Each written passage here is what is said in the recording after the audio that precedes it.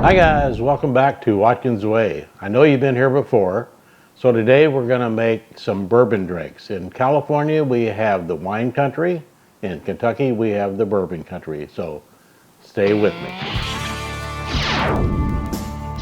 Alright, let's jump on that Bourbon Trail.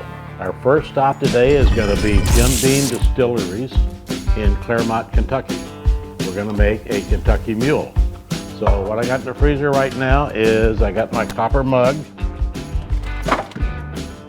Been in there for a while.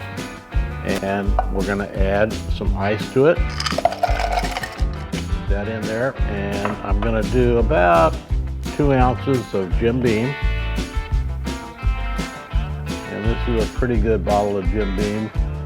It's the double oak. And our mule is going to have little ginger beer in here. And we're going to top it off with a little cranberry juice. This normally is lime juice, but I'm going to do it the Watkins way. And I'm going to add my cranberry juice. And the mug is cold, but you want to stir it up so it gets really, really cold. You're going to stir it 8 or 10 times.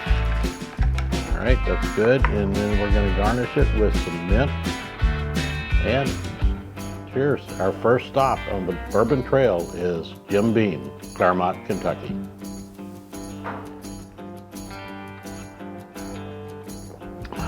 So good. Might have another sip of this, even though it is only 8 o'clock in the morning.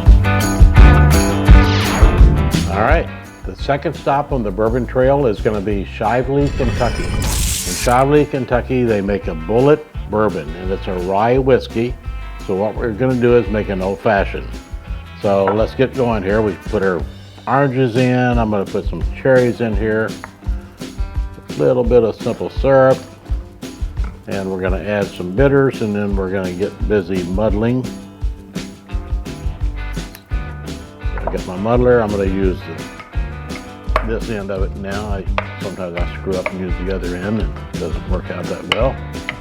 So we're going to muddle all that together. All right, that's good. Now what we're going to do is add some ice.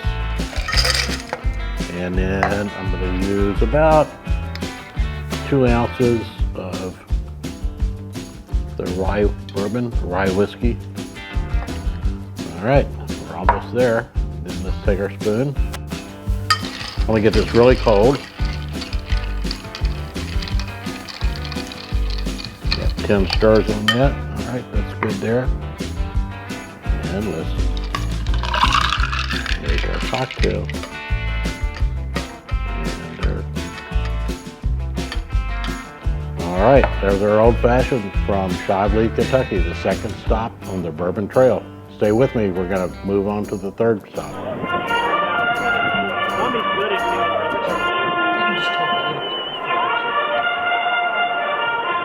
All right, our third stop on the Bourbon Trail is we're going to make a mint julep. And see this glass here? May 2020. I got this glass and then the Derby was canceled. But I still got the glass. We're going to make a mint julep today. What we're going to do is we're going to use Evan Williams. Evan Williams is a bourbon from Bardstown, Kentucky. So we're going to use that. And what we need to do is, in our glass, we're going to add some simple syrup. And I'm going to tear up some mint leaves. And this is exactly how they make the mint julep if you go to the Derby. And hopefully the Derby is going to be run in September of this year, so we'll see what happens. So I'm going to muddle this up really good. I'm just, see here, you just like mix that simple syrup in and get the mint, all the fragrances of the mint in there. And you got to do another thing too. You got to use crushed ice. And the way they do it at the Derby is, let's see if I can get this in. We want to take crushed ice and just fill this glass up to the top with crushed ice. So hopefully I won't screw this up. And hopefully my horse will come in. I'll have a winner here. Anyway, all right, so what we do, and I'm going to tell you why we do this. Now I'm going to add 2 ounces of Evan Williams Bourbon, and the distillery is in Bardstown, Kentucky. And then we're gonna kind of stir this up. I don't have to make about 2,000 of these on Derby Day. So we're gonna add a little bit more crushed ice, and I'm gonna tell you why as soon as I do this. Then let's take our mint and let's garnish this drink with the mint. All right, here's what they tell you when you go to the Derby. You fill the top with crushed ice, and your warmth of your hand will melt the crushed ice, and the water will come down and mix with the bourbon, and it'll mix with the mint and the sugar. So that is our mint julep.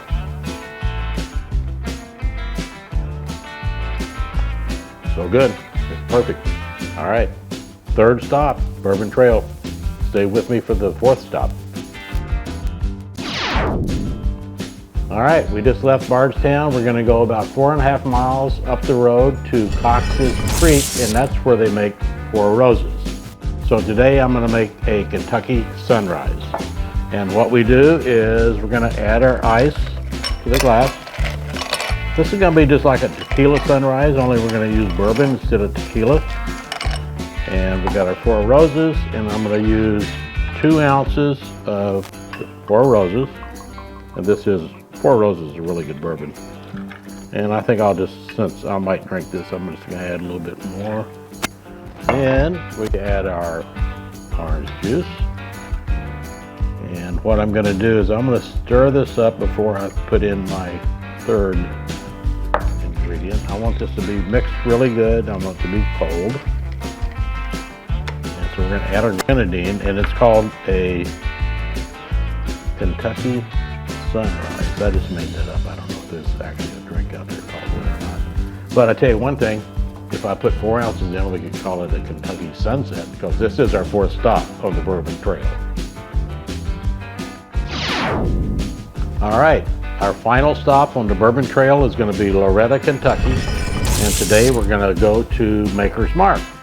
So I got this bottle of Maker's Mark that my daughter gave me, and it's a commemorative bottle from the 2012 Kentucky Wildcats NCAA Championship.